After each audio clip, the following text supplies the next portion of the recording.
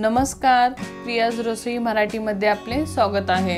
आज मी तुमच्या बरोबर ओल्या खोबऱ्याच्या चटणीची रेसिपी शेअर करणार आहे। आज मी दोन पद्धतीने ओल्या खोबऱ्याची चटणी बनवून दाखवणार आहे। चला तर मग पहिल्या प्रकारच्या चटणीसाठी कोणकोणत्या साहित्याची गरज लागणार आहे ते आपण बघूयात। इथे मी ओल्या खोबऱ्याचे काप करून घेतलेले आहेत, साखर घेतलेली आहे, मीठ घेतलेला आहे, एक लिंबू घेतलेला आहे। फोडणीसाठी इथे मी कढीपत्ता, मिरच्या, कोथिंबीर आणि जिरे मोहरी घेतलेले आहे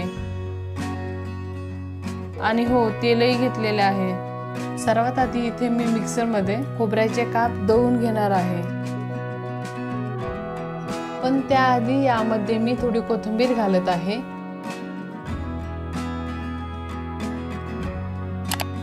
थोडंसं मीठ टाकत आहे,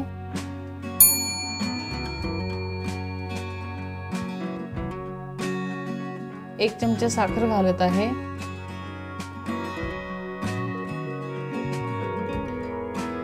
आणि यामध्ये मी अर्धा लिंबू पिळून घेत आहे।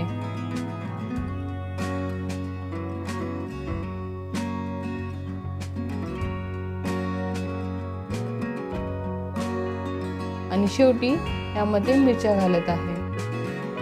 हे मिश्रण मी थोडंसं दळून घेतलेलं आहे। त्यामध्ये मी थोडंसं पाणी घालून पुन्हा एकदा दळून घेत आहे।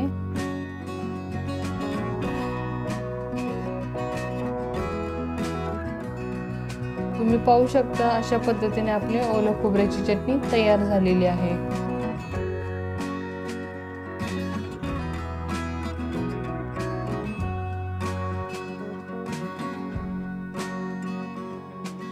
आता आपण काय करूयात, या चटणीला आता आपण तडका मारूयात। त्यासाठी मी तडका पॅन मध्ये थोडंसं तेल घेतलेलं आहे।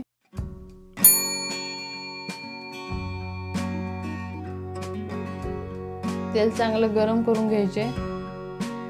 यामध्ये मी मोहरी, जिरे घालत आहे।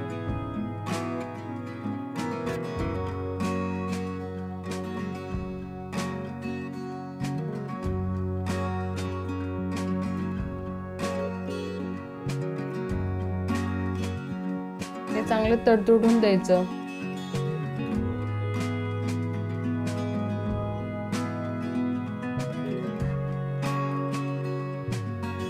यामध्ये मी आता कढीपत्ता घातला आहे।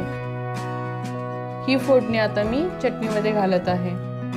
चटणीला चांगलं मिक्स करायचं। अशा पद्धतीने आपल्या पहिल्या प्रकारची ओल्या खोबऱ्याची चटणी तयार झालेली आहे। चला तर मग आता दुसऱ्या पद्धतीची ओल्या खोबऱ्याच्या चटणीची रेसिपी तुम्हाला मी दाखवते। त्यासाठी कोणकोणते साहित्य लागणार आहे ते आपण बघूयात। इथे मी घेतलेले आहे खोबऱ्याचे काप, शेंगदाणे, भाजकी डाळ, दही घेतलेला आहे, 2 ते 3 हिरव्या मिरच्या घेतलेल्या आहे, कोथिंबीर घेतलेली आहे, इथे मी साखर घेतलेली आहे आणि मीठ घेतलेलं आहे। फोडणीसाठी इथे मी जिरे, मोहरी, कढीपत्ता आणि तेल घेतलेलं आहे। चला तर मग आता आपण सुरुवात करूयात। मिक्सर मध्ये हे सर्व पदार्थ आपल्याला दळून घ्यायचे।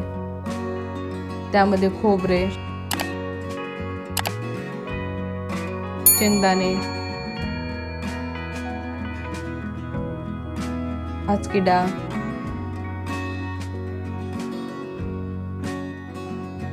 चमचाभर साखर,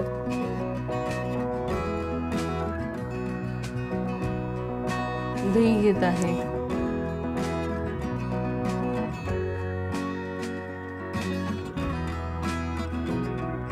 मिरच्या आणि कोथिंबीर घेत आहे,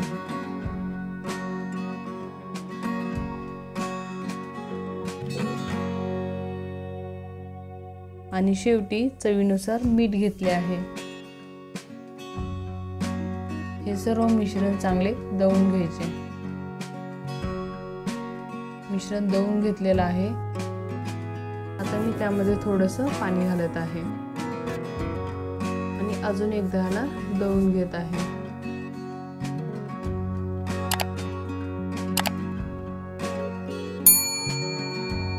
अशा पद्धतीने आपल्याला बारीक करून घ्यायचं आहे। आपली चटणी तयार झालेली आहे। आता आपण हिला फोडणी देऊयात।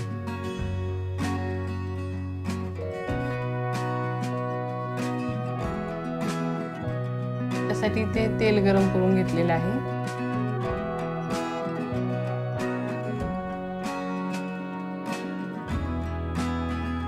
तेल चांगलं गरम झालेलं आहे। आता मी त्याच्यामध्ये मोहरी, जिरे आणि कढीपत्ता घालत आहे।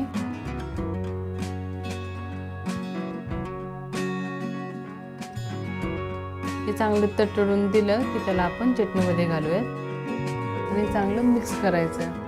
अशा पद्धतीने 2 प्रकारे ओलं खोबऱ्याची चटणी किंवा नारळाची चटणी तयार झालेली आहे।